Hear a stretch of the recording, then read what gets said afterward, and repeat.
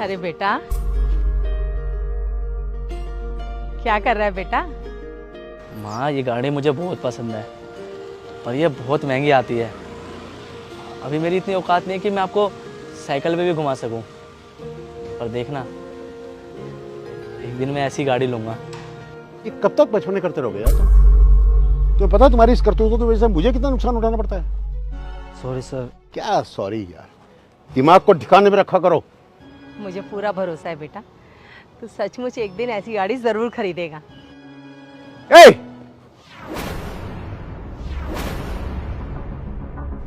What the hell are you doing this? क्या कर रहे हो तुम? तुम्हें पता है कितनी महंगी गाड़ी है और किस अपने की गाड़ी समझ के इसको टच कर रहे थे तुम? एक स्क्रैच भी लग गया ना, एक खरोच भी आ गई तो तुम्हारी पूरी जिंदगी चली जाएगी इसे ठीक करवाने में। चलो पीछे हटो, दबाओ। माफ करना साहब, गलती हो गई। चलो माँ। गलती हो गई? औकात नहीं है तुम्हारी इस गाड़ी को टच करने की, समझे तुम? ए साहब, बहुत हो गया तुम्हारा। हाँ, अरे कितनी देर से बोलते चले जा रहे हो? अरे बच्चे ने जरा सी गाड़ी क्या छू दी? कौन सी मैली हो गई आपकी गाड़ी? निहायत ही बदतमीज औरत हो। एक तो गलती करते हो, ऊपर से बहस करते हो तुम। अरे क्यों ना करूं मैं बहस? मेरे बच्चे को इतना कुछ बोल रहे हो और मैं चुपचाप खड़ी सुनती रहूंगी? देखो ऐसा है, मुझे नहीं लगता कि तुम लोगों की इतनी औकात है कि तुम मेरे साथ बहस करोगे। चलिए दफा होइए यहाँ से। हाँ हाँ, जा रहे हैं। चल बेटा, किसके मुंह लगवा रहा है तू भी? चल चलिए, पता नहीं आ जाते कहां से कीड़े मकोड़े उठकर।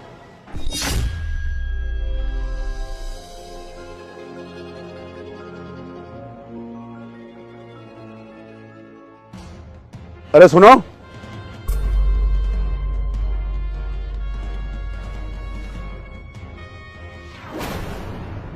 कोई जरूरत नहीं जाने की। अरे पहले इतनी बातें सुना दी, अब पता नहीं और क्या सुनाने के लिए बुला रहे हैं। चल तू। एक बार आओ तो आओ एक बार। माँ तुम चलो।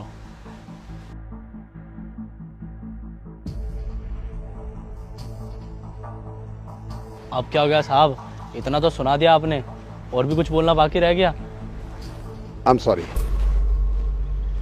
पता नहीं किस बात का गुस्सा मैंने तुम लोगों पे निकाल दिया। आई एम सॉरी, मुझे माफ करना।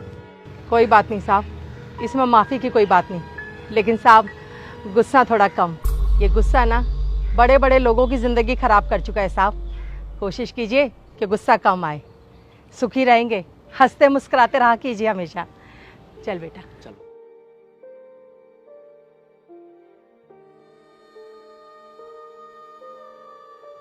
यार नितिन। हाँ जी सर। इन दोनों माँ बेटे को देख रहे हो? क्या औकात है इनकी, कितना कमाते होंगे ये?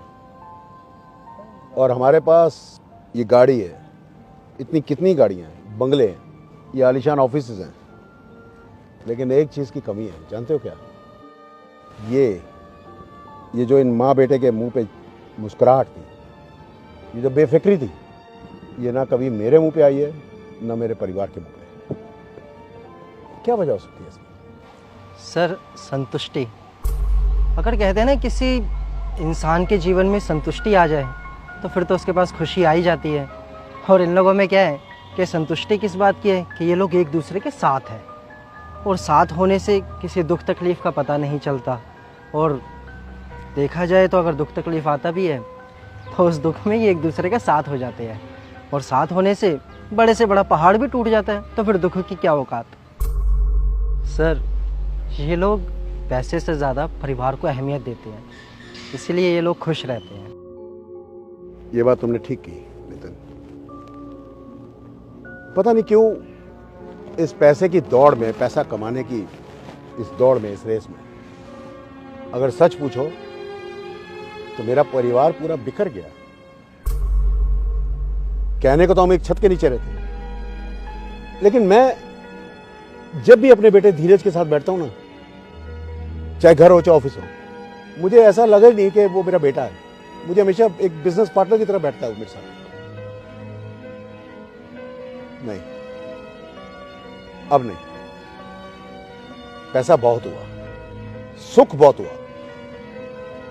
नितिन बाबू, अब ये खुशी, जैसा तुमने कहा, ये संतुष्टि कमानी है। चलो।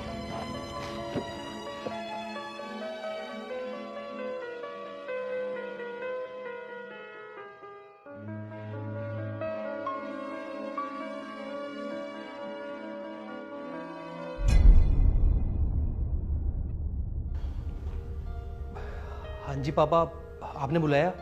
हाँ धीरज, आ बेटा बैठो।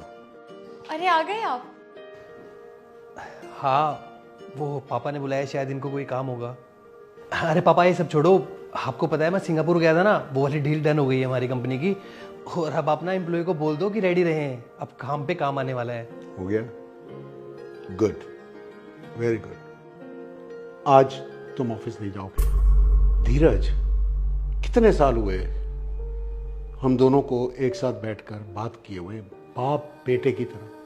बहू, तुम्हें याद पड़ता है पिछले 3 साल में जब से तुम बिहार के आई हो, तुमने हम दोनों को बाप बेटे की तरह बैठे हुए देखा है। धीरज, हम जब भी आपस में बैठते हैं, मुझे पता नहीं क्यों ऐसा लगता है बेटा जैसे हम बाप बेटा नहीं, बिजनेस पार्टनर्स बैठे हुए हैं, बिजनेस एसोसिएट्स बैठे हुए हैं। हम रिश्ते भूल गए हम। हमें सिर्फ अपने बिजनेस में किसका क्या डेजिग्नेशन है, हमें सिर्फ वो याद। एक काम करते हैं धीरज, अपनी इस हर बिजनेस एक्टिविटी को आज के बाद हम ऑटो मोड पे डाल देते हैं। इतना तो मेरी मेहनत और तुम्हारी इतनी सालों की मेहनत ने बेटा इस लायक तो बिजनेस को लाके खड़ा कर ही दिया कि वो ऑटोमेटिकली ऑटो मोड पे चल सके। पापा जी आप बिल्कुल ठीक कह रहे हैं। मैं भी आज आपसे यही बात करने वाली थी कि कितना टाइम हो गया है मेरी और इनकी शादी को, लेकिन कभी ऐसा नहीं हुआ कि हम लोग सब साथ बैठकर खाना खाएं, साथ बैठकर बातें करें।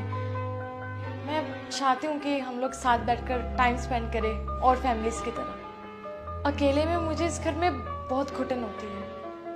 आज से इस घर में कोई घुटन नहीं होगी, कोई अकेलापन नहीं होगा। हर तरफ सिर्फ खुशियां और उमंग होगी, हंसी होगी, कह कहे होंगे, बाप होगा, बेटा होगा और बिटिया की तरह बहू होगी।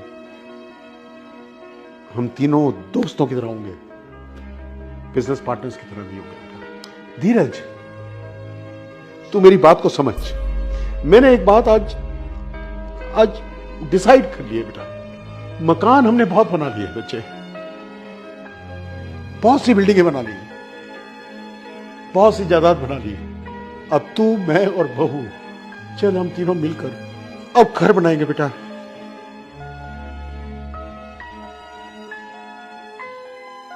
ठीक है पापा, आप जैसा बोलोगे मैं वैसा ही करूँगा। और आज तक घर में आपकी बात किसी ने ना टाली है और ना ही टालेंगे।